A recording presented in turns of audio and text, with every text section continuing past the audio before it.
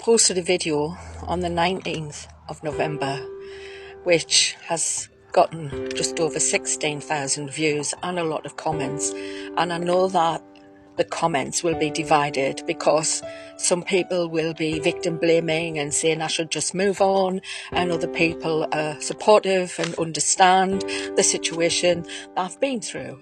Now,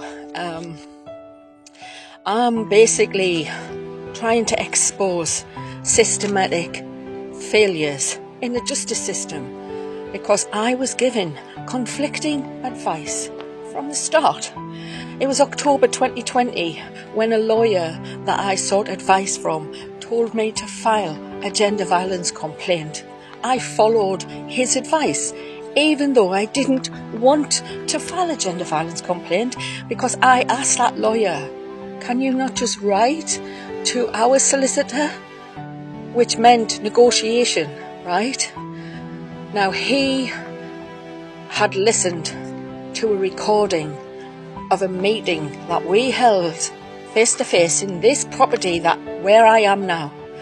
In September the 15th of 2020, we had a meeting, and in that meeting I was intimidated, I was threatened. He told me what his offer was, and I had no choice. It was that or nothing. Basically, I had tried to negotiate with him already, and he got angry because he told me, you cannot negotiate with me, is what he said. And so when I went to seek advice from that solicitor, that lawyer, Spanish solicitor, he told me I had to file that complaint. Did you not hear what he said? You can't negotiate with him. He knew why I had to file a complaint. I hadn't a clue. I was traumatized. I was already in grief, suffering from panic attacks and anxiety and sleepless nights because of the things that I'd said in the meeting, the way he said it, not just the things he said, but the way he said it. And I published my story, post-separation abuse, betrayal, abandonment, what type of man. I started writing that story in 2021, and then in May 2022 it was published. The month after it was published, in June of 2022, I was stood in a Spanish civil court for a hearing that the judge could evict me, right?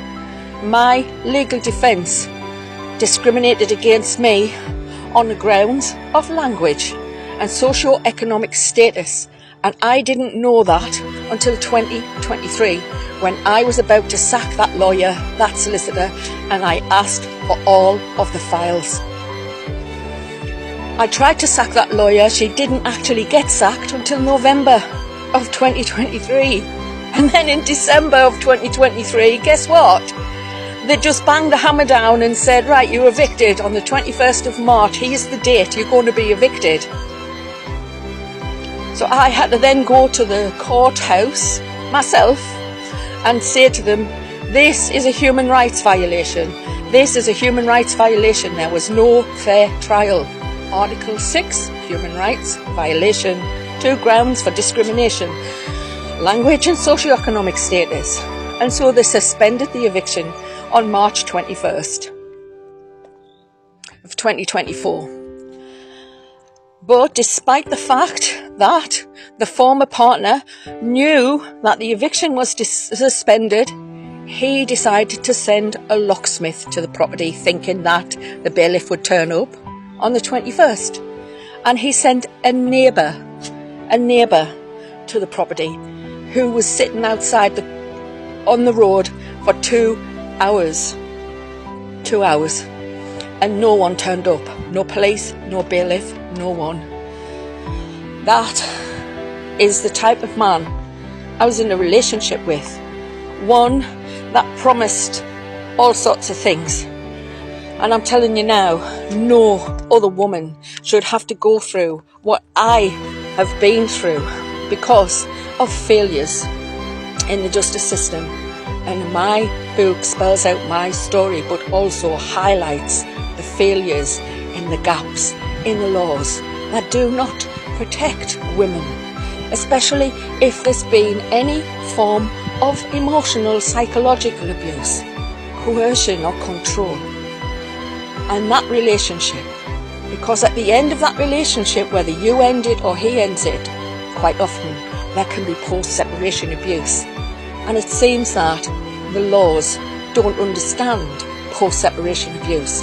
So that's why I wrote that book and made it available and updated the version for 2024, which was published the end of October, which was Domestic Violence Awareness Month. So the new version is now available on Amazon.